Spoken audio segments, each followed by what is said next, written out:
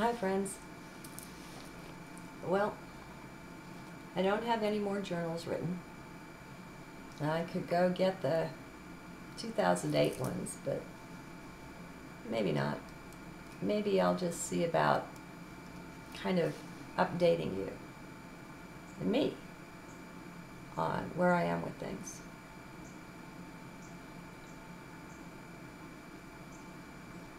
Change is coming on so fast. Every morning when I wake up, I'm not quite sure who I am. And I'm open. I'm just open and watching and deeply enjoying. It's not the easiest journey being in 3D. I think each and every life, each and every body is well equipped with challenges, difficulties. How would the law of one present it? Contrast. That's not the word they use. Oh well, it won't come. Anyway, I'll speak with my own words. Thank you very much. So, I'm finding, well, what good does it do to tell you? I'm finding deep changes going on, and I truly hope you are too. I know it's much harder for those that are in the middle of life than those at the end, 60 plus, where we don't have the young ones running around, we don't have the job necessarily, and it's certainly a blessing all its own to live alone and just have 24/7 more or less quiet. You can tell in the last journal, spring is finally appearing, and the windows have to be wide open and the ceiling fans running to flow the fresh air through, and so I get the fresh motorcycle sounds as well. Even my brother has a big bike that he likes to ride, and he teases me. He knows it sets the little dog off, and I have a little circle drive up here on the hill, and so he'll ride that thing up here and gun it just to set Kismet off and make me laugh at him. He's a turkey. What are you going to say, And when we're younger, maybe we take things like that the wrong way, and we take ourselves too seriously, right? So I speak very highly of age and the wisdom it brings, and maybe a lot, but maybe the fount of the wisdom is in taking ourselves less and less and less seriously. I'm having fun too. Oh, I'm glad to share this with you. When you set up in self-observation, now others, I don't know if this would be called mindfulness.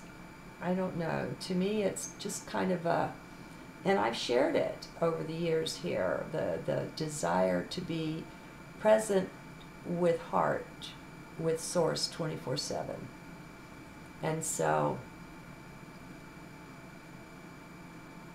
there's at least a portion of my focus and my awareness in that. And so I watch from there. I observe. And I'm watching myself as I'm writing emails and responding to people, and as I'm making comments and replies on various videos, not just my own. And I see the changes coming out that way. I see a much stronger voice appearing, and I just watch, Don't want to take this kind of thing too seriously either now, Also, though, things that it used to be, if I was going to speak with anything but absolute gentility, I would sleep on it first and be sure how I felt about it when I woke up would tell me yay or nay. And often, if I had a difficult letter to write, it might take 5 drafts, days and days, before I got it to where I felt right. And sometimes, you know what, sometimes it was never sent. Most of the time, though, I'm not afraid. It's not from fear to speak.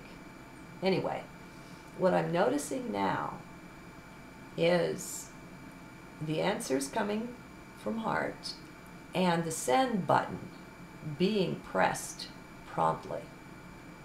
And I look at that and I think, oh my gosh, you know, who I was just last week wouldn't have done that. You know, maybe just yesterday, who knows? The change comes so fast. And it's just feeling really good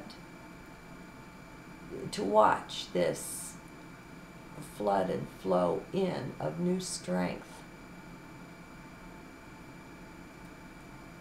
It just feels really good. And understandings, you know, when somebody bites my head off in a comment or something,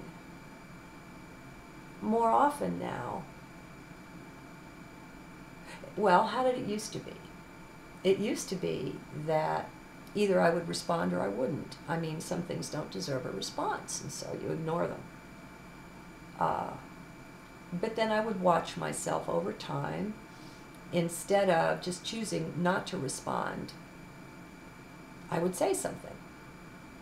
And that was a surprise. I have long believed discretion, the better part of valor, as whoever it is said long ago. But now, in watching this whole thing, I'm finding myself saying things that I never would have said, sharing things that I never would have shared, and seeing more into the person and where that one is coming from. And it's just beautiful because it's all thoroughly embedded and nested in unconditional love. And it just feels good, folks. I mean, I'm not trying to toot my horn here, although some who are in mind